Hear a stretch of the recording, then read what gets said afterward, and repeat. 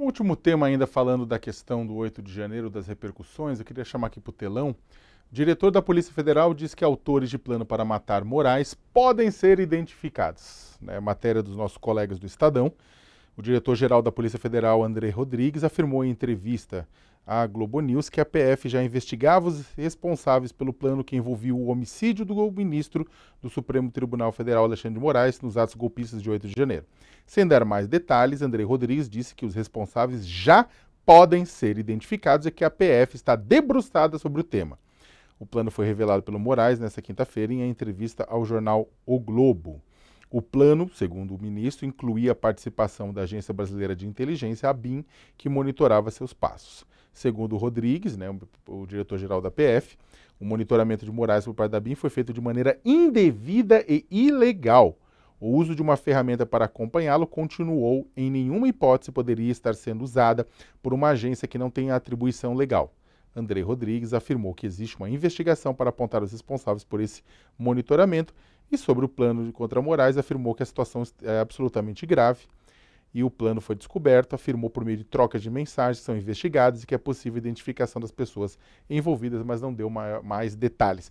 Duas coisas antes de passar vou passar para a Cris e depois para o Cláudio, que essa declaração do André Rodrigues vem no momento que nas redes sociais os bolsonaristas estão exigindo o próprio Bolsonaro, entre outros, exigindo que então mostre o plano, queremos ver o plano, queremos ver o responsável. Aí o diretor da Polícia Federal já se antecipou e falou, ok, já podemos identificar os responsáveis pelos planos, né? Então, pedido aceito, né, pedido do bolsonarismo aceito.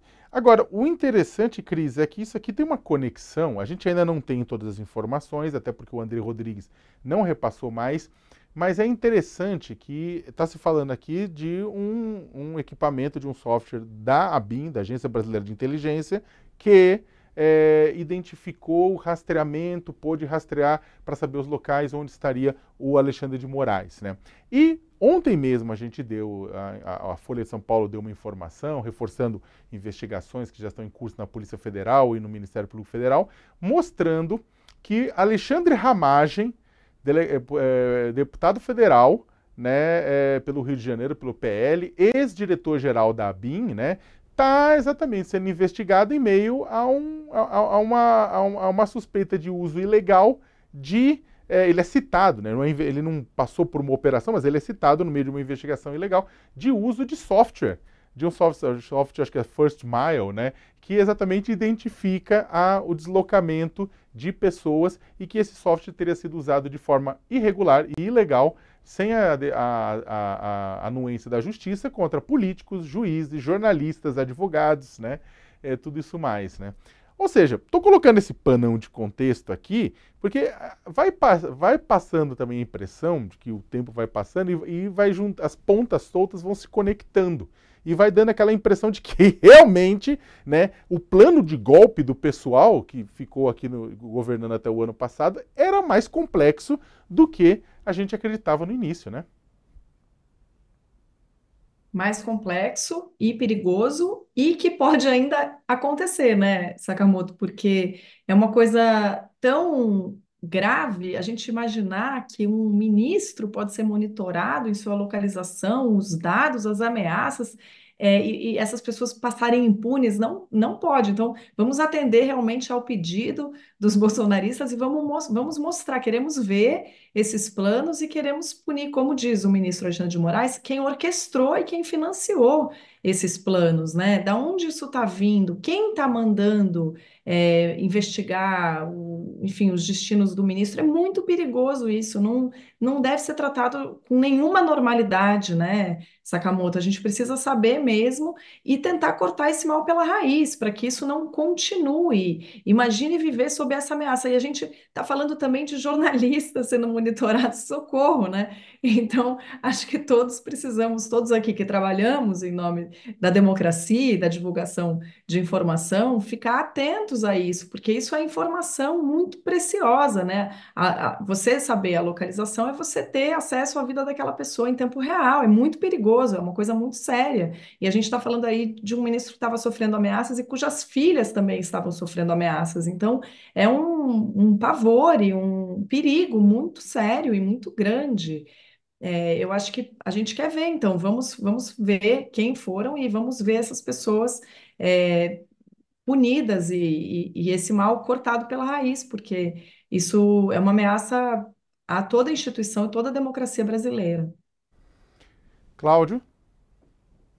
Não, eu acho que é isso mesmo. Acho que é um pedido que tem que ser atendido, né? Afinal de contas, eles não podem reclamar de não terem sido de alguma forma contemplados nessas investigações, né? E é claro, né, um pedido que na prática é um blefe, né? É tentar dizer que não tem nada a ver com a história, sendo que a gente, enfim, já viu por vários meios, né, com uma série de evidências que tem muito e muito mesmo a ver com essa história.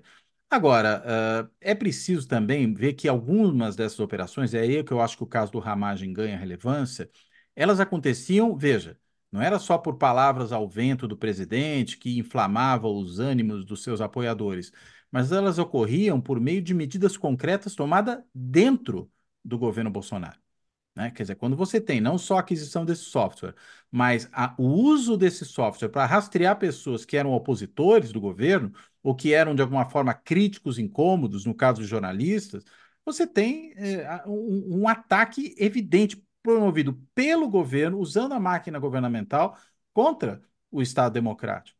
E isso precisa ser identificado. E olha, não é só isso, né? A gente viu também reuniões que aconteceram dentro, por exemplo, da Casa Militar, né, do governo, não é mais Casa Militar, da Secretaria de Segurança Institucional, né, lá liderada na época pelo general Heleno, tentando inclusive resolver problemas jurídicos pessoais da família Bolsonaro. Quer dizer, quando você tem uma instrumentalização de um aparato dessa natureza para fins particulares da família que está no governo, até onde esse pessoal pode chegar?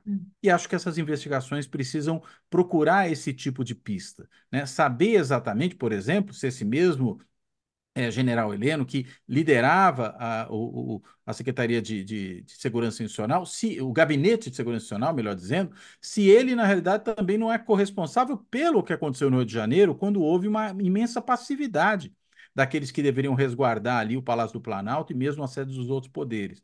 Ou seja, quando se investiga, né, e se buscam as evidências do que efetivamente aconteceu, se cria mecanismos para identificar quem são os responsáveis pelos problemas e também para identificar, claro, falhas institucionais que podem ser corrigidas para que, veja, não só por questão da ação negativa de um ou de outro, mas também do ponto de vista do funcionamento da própria máquina governamental e da estrutura institucional da democracia de um modo geral, a gente impeça a repetição desse tipo de coisa.